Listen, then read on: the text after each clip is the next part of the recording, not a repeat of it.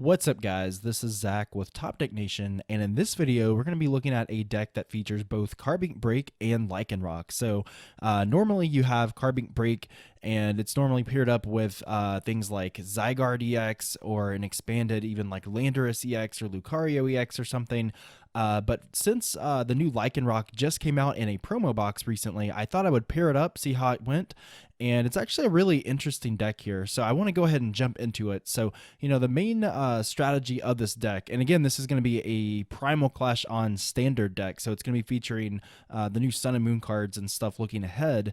The main strategy of this deck here is we're going to be using Crunch. So Crunch is doing 30 damage, and basically you discard an energy from your opponent's active Pokemon. So, the main strategy of the deck is we're going to keep using Crunch. We're going to keep knocking off energy from our opponent's board, and hopefully it'll get to the point where they can't either they can't really attack you, or they're not really doing a lot of damage, or we can bring something up that can't really retreat out and just kind of win that way.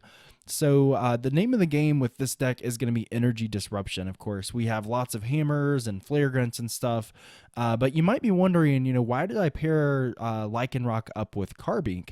So it's an interesting story. I was trying to build a deck featuring Lycanroc, pretty simple enough, right? But the more I tried to do it, I just ran into so many issues. Like the original build, it played Garbodor because it shuts off abilities. So it's going to shut off things like Volcanion, Greninja, things like that. I mean, Shaymin, pretty much every deck runs abilities. However, I kept running into the issue of Lycanroc just not being able to get powered up. I mean, Rockruff only has 60 HP, so it's pretty weak. It's not really doing a lot of damage. It's weak to grass, so things like Decidueye and Lurantis, Vespiquen, all of those things, they can just kind of bring it up with a Lysandre and just kind of knock it out. So, I mean, you need a way to get set up really quickly. You don't want Rockruff to stay in the active if you can help it. So, between Max Elixir, Experience Share, none of those things really worked. And then I just kind of realized, Carbink might just be a natural partner. You're powering up Lycanroc slowly but surely. Carbink is immune to EXs, so I think really it's kind of the ideal partner unless GXs get a form of energy acceleration. That's really what the deck was lacking before. So if you don't know what Carbink does, it's got 90 HP, so it's pretty good. It's not going to get knocked out the first turn. It's got this awesome ability called Safeguard. So if you played a few years ago, you'll know like Suicune and Sigilith from a few sets ago. They had that Safeguard ability, and basically they can't be affected or damaged by your opponent's Pokemon EX. So really strong ability in a format that's just kind of dominated by Pokemon EX. We have Volcanion, Yveltal, Mega Gardevoir. I mean, they're all Pokemon EX. And, we're starting to kind of phase out into more of a GX kind of era and a non-EX kind of era. But, still for the next couple formats, it is going to be a very EX heavy format. So Carbink is really good, but the break is what makes this deck extremely interesting. So this attack called Diamond Gift, it only does 20, but we can bump that up in just a minute.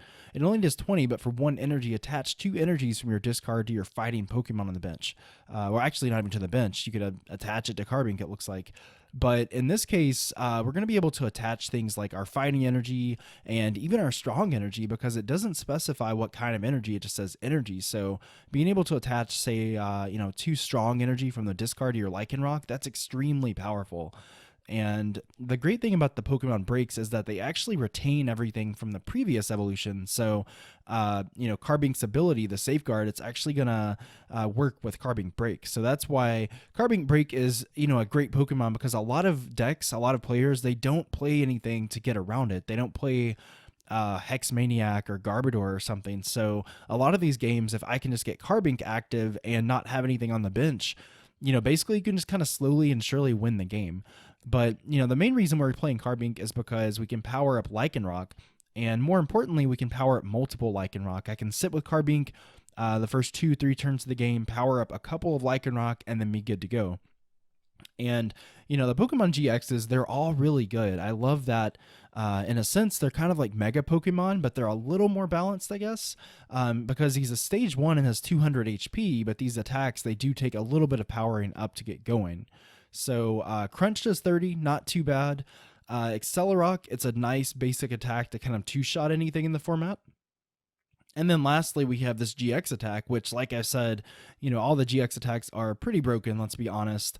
For 3 energy, it does 200 damage. Now, you do have to discard 2 energy, but that's not much of a price, considering you can just kind of re-accelerate it on the board. So that's pretty much the strategy. It's a really easy deck to play. Basically get your Carbink out as the active, just kind of power up a bunch of Lycanrocs, and then go to town. So like I said, we're going to be disrupting our opponent the whole game, so that's why I'm playing 4 Crushing Hammer. So it does require a flip, but that is pretty standard, pretty balanced. If you can flip heads with Lycanroc, you're essentially knocking off an energy here and knocking off an energy with Crushing Hammer. So, knocking off 2 energy a turn is pretty good. Enhanced Hammer, that's really good considering a lot of decks are playing special energy.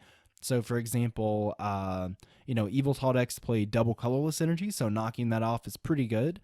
Rainbow Road decks typically play double colorless energy. I've seen Giratina decks, Darkrai Giratina play double dragon. So, yeah, it's a really handy card, and you don't have to flip. So, the only decks that you won't really use this against are decks that don't play special energy. So, like Greninja, Volcanion, stuff like that. But you could definitely just kind of discard them at that case.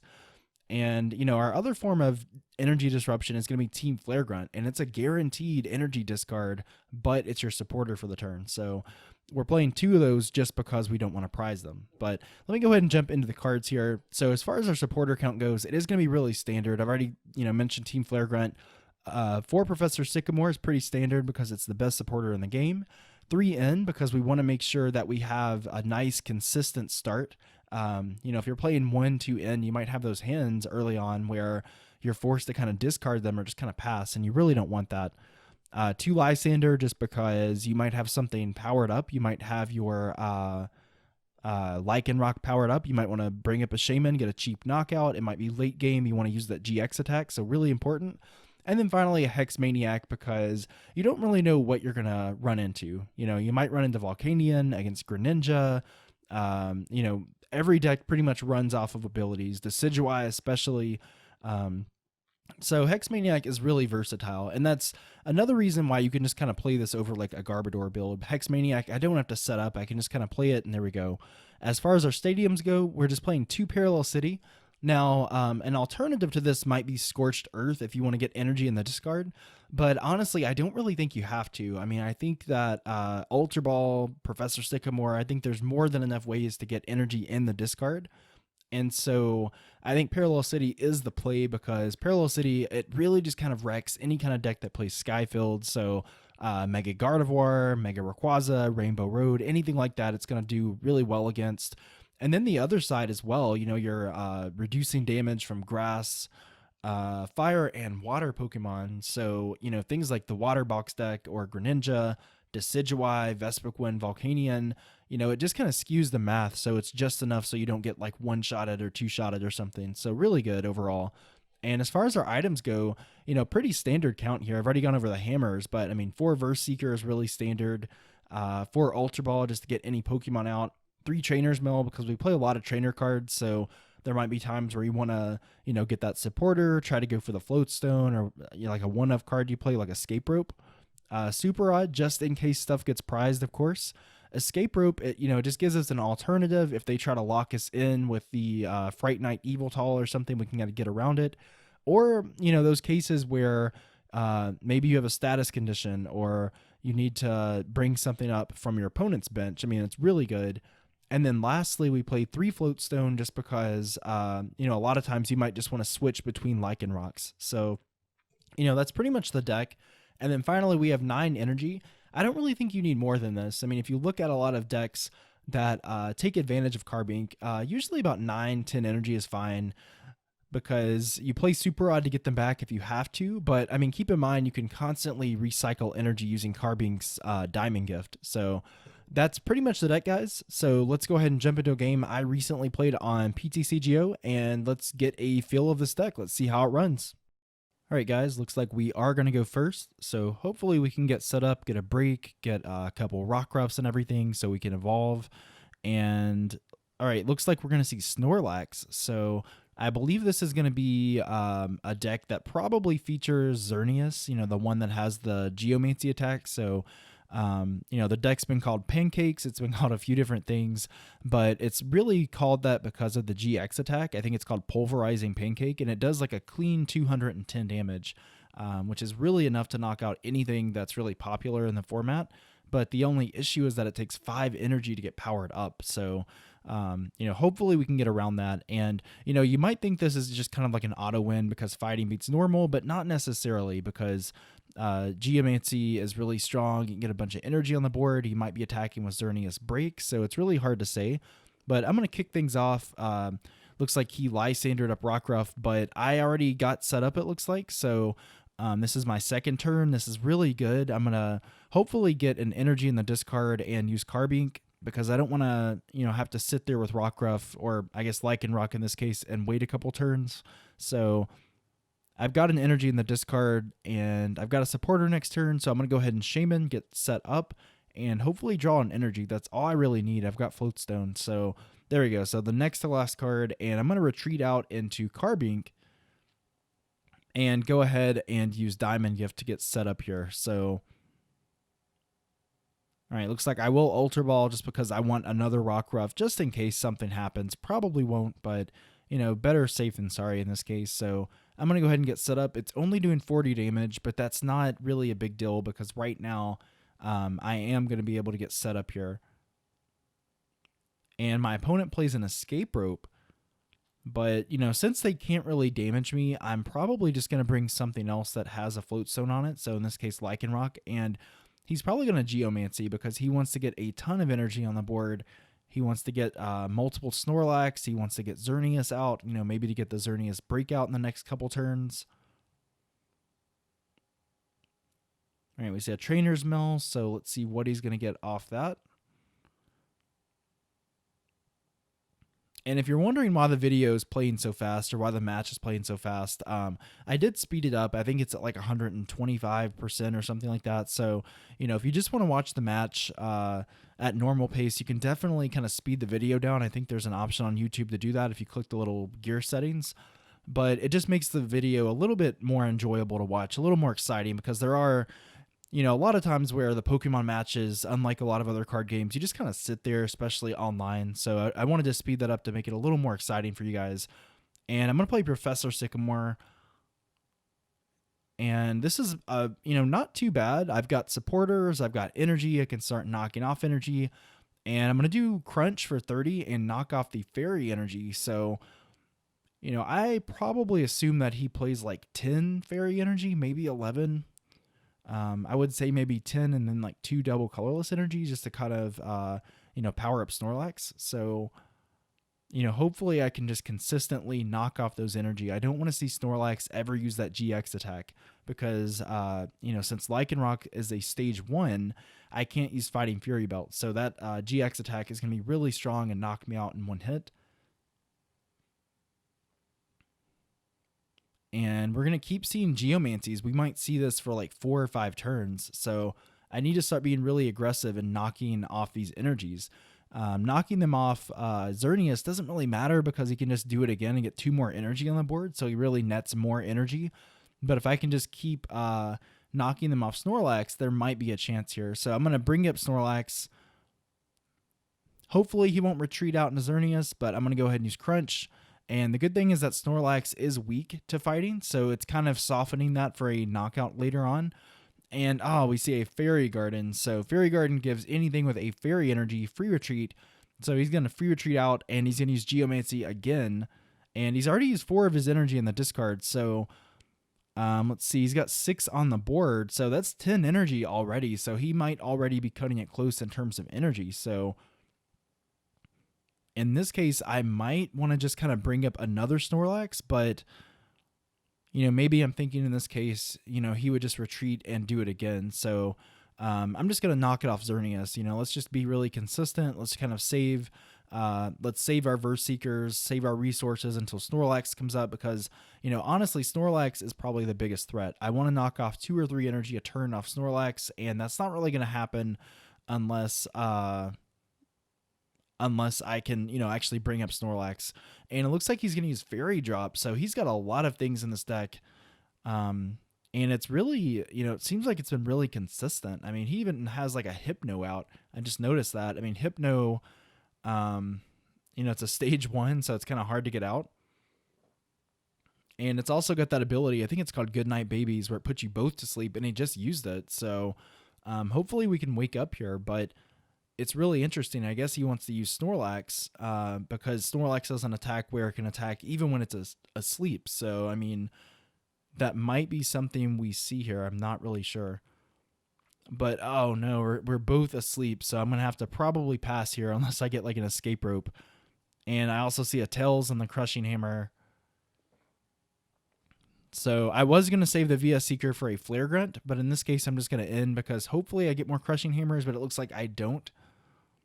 So I'm just going to attach the Lycanroc and just pass, just in case some kind of crazy thing happens, like a Ninja Boy or something. I don't know, a Max Elixir. So we're both asleep. He can't really retreat out either, so that's not too bad. So what is he going to do here?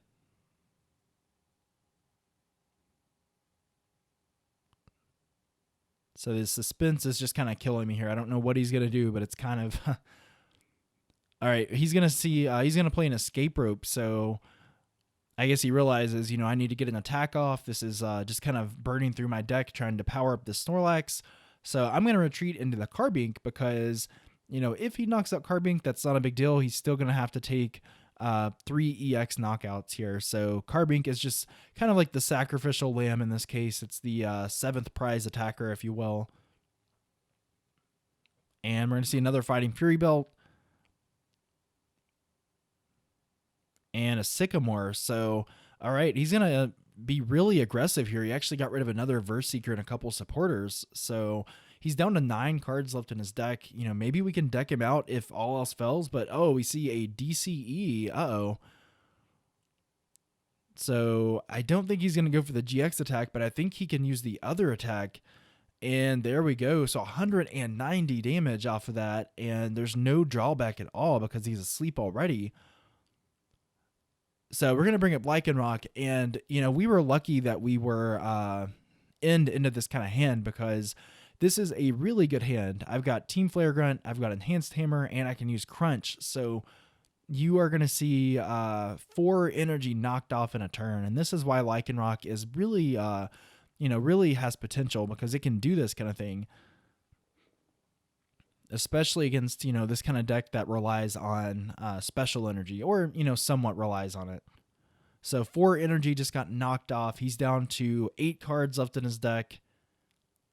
He has a prize lead, but it's essentially a tied game right now. But, I think we have the better board state because he has these attackers that just need so much energy. And then meanwhile, we're pretty much powered up. I mean, we can retreat out if necessary, but... we're doing little bits of damage at a time, but more importantly, the strategy is just to kind of disrupt to the point where they can't do anything.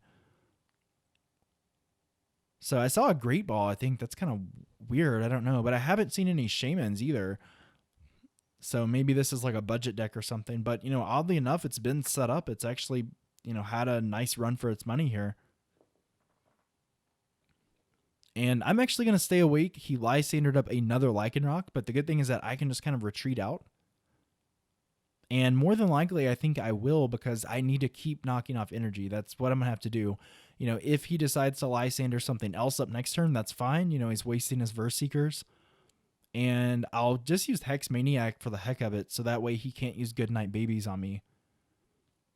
So at this point, Snorlax is probably going to be knocked out in the next turn or so. I mean, it's got a lot of damage on it. I guess he could use Fairy Drop or something, but he's had to have burned through a lot of his energy here. I mean, he has to be running low. He gets another Verse Seeker. I'm just curious, is he going to go for another Lysander and just kind of waste those supporters? Or, I'm not really sure what his plan is at this point. He has Tauros. It looks like he is trying to power up Tauros, but again... if he goes that route, Lycanroc is a fighting type, so Tauros is going to be weak to that. So, yeah, I'm not really sure what his plan is at this point. But like I said, guys, don't assume that just because I'm a fighting deck, I'm going to beat this deck. It's really because the energy disruption has just kind of knocked it off slowly and surely. That turn when I knocked off 4 energy, that was just a huge blow to his deck, but he's going to pass. So I'm going to be able to get a knockout here. And I think I'll hold on to the energy just in case he brings up Shaymin or something.